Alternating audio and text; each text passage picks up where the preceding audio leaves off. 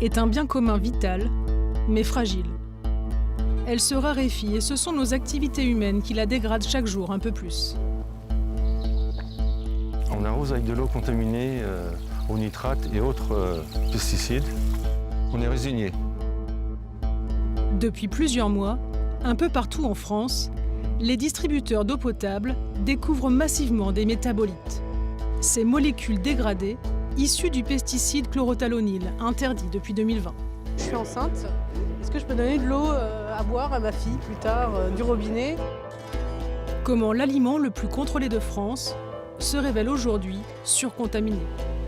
On retrouve même du chlorothalonil dans l'eau des viandes qui est conseillée comme étant une eau ultra pure à donner à ses enfants.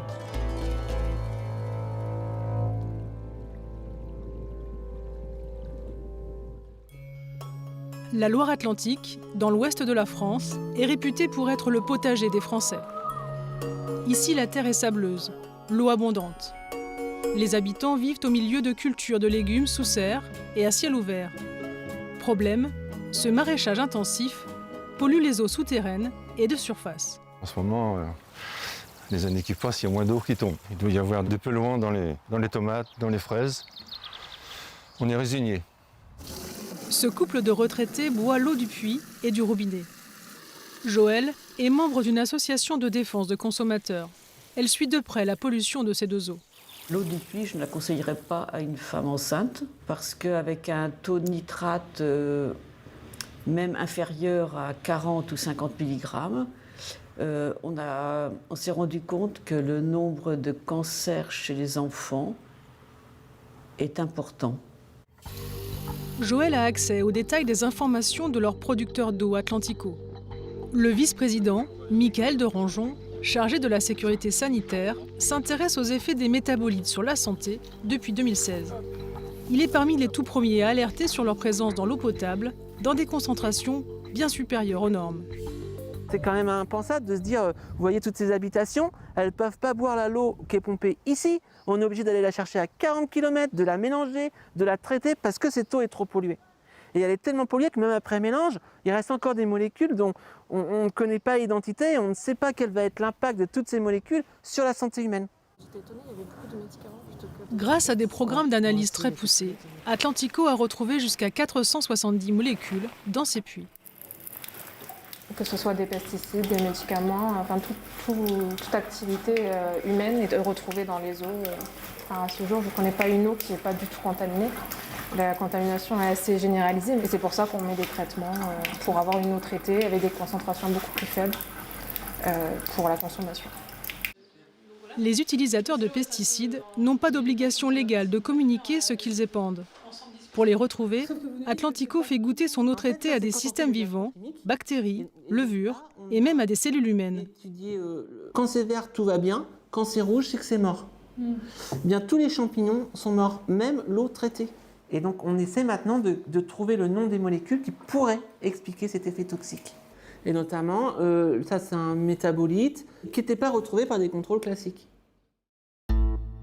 En 2020, l'ANSES, l'Agence nationale de sécurité sanitaire, lance une campagne de recherche de ce métabolite sur 300 sites en France.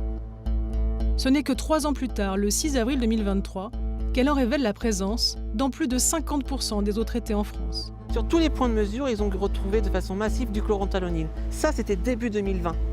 2023, les agences régionales de santé ne nous avaient toujours pas informé, les producteurs d'eau, de la présence de ces molécules dans certains captages. Le chlorothalonil est aujourd'hui interdit en Europe car hautement toxique pour l'environnement et cancérogène probable.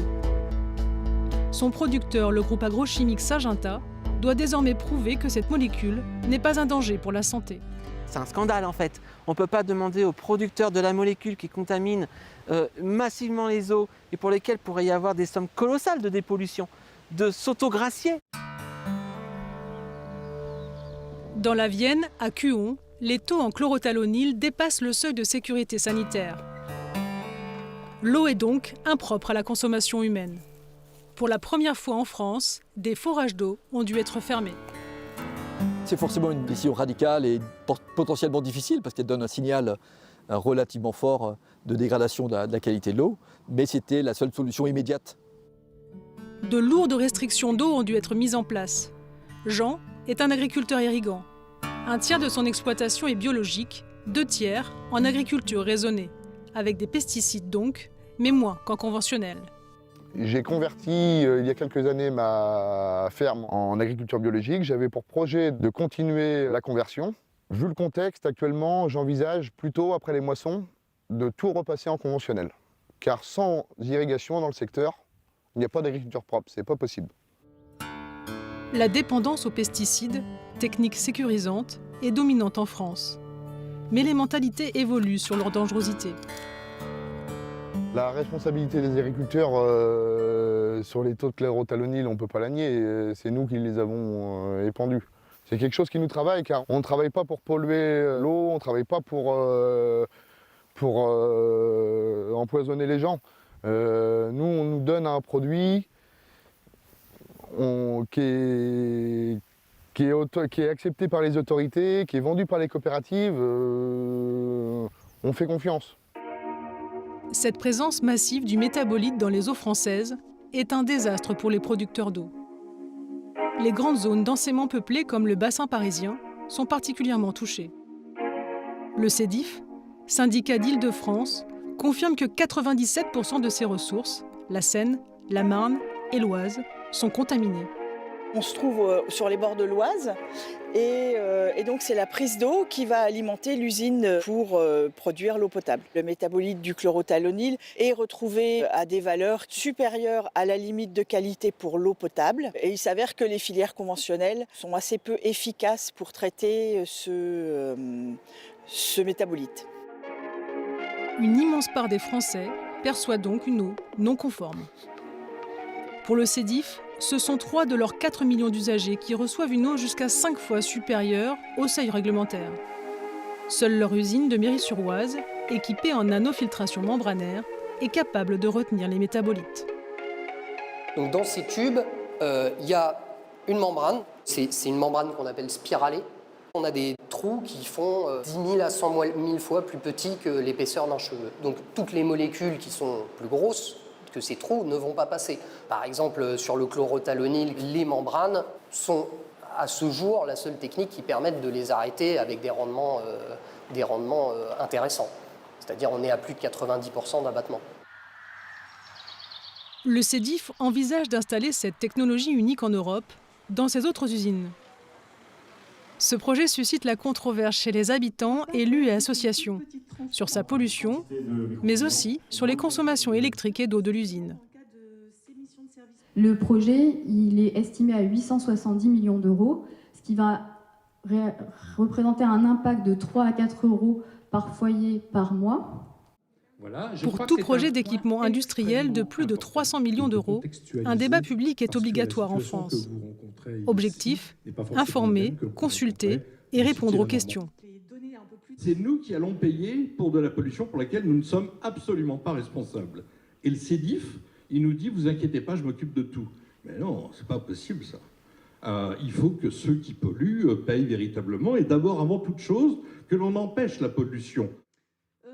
Selon le vice-président du CEDIF, l'ANSES pourrait être amené à relever les seuils de tolérance aujourd'hui en vigueur pour rendre l'eau à nouveau conforme. Du déjà vu. Quand on s'est aperçu qu'un tiers des communes avaient une eau qui n'était pas conforme, ce que semblent trouver les pouvoirs publics, c'est de remonter la norme pour que l'eau soit conforme. Et vous trouvez ça normal ? Non, mais ça a déjà été fait 2 fois. À l'issue du débat, les membres du public restent inquiets. On a trop l'habitude de penser qu'elle est potable. Et effectivement, on s'aperçoit qu'aujourd'hui, n'importe quel citoyen est déjà pas mal pollué de la racine des cheveux aux ongles des pieds, avec les pesticides, etc. Cet opposant, lui, voit ce projet comme un permis de polluer, car toutes les contaminations pompées dans les rivières y sont rejetées en fin de traitement. Ici, on va payer des sommes considérables pour retirer d'une pollution que l'on remet, que d'autres usines qui sont dans les Hauts-de-Seine ou dans les Yvelines vont eux aussi encore se remettre à dépolluer et remettre au suivant qui renvoie aux gens qui sont dans l'Eure ou qui sont en Normandie autrement. Ça n'a aucun sens cette façon de faire.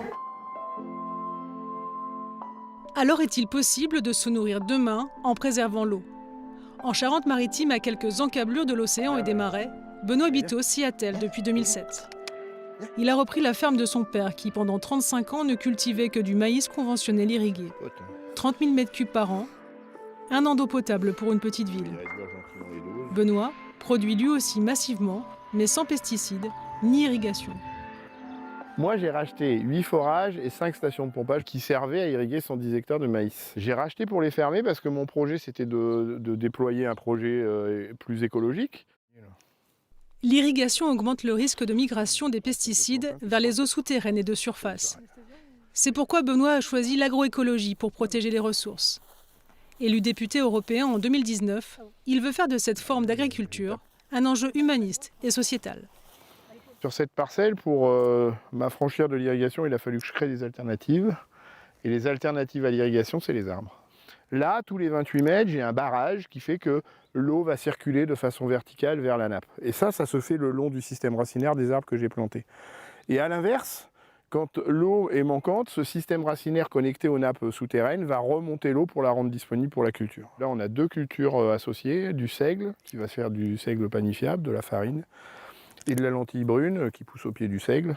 Mon herbicide, c'est la plante elle-même, c'est-à-dire que là, les 2 plantes associées, il n'y a pas de lumière en dessous, et donc il n'y a pas d'autres plantes qui poussent que les 2 que j'ai semées. Pois vert, épeautre, blé, sarrasin, avoine.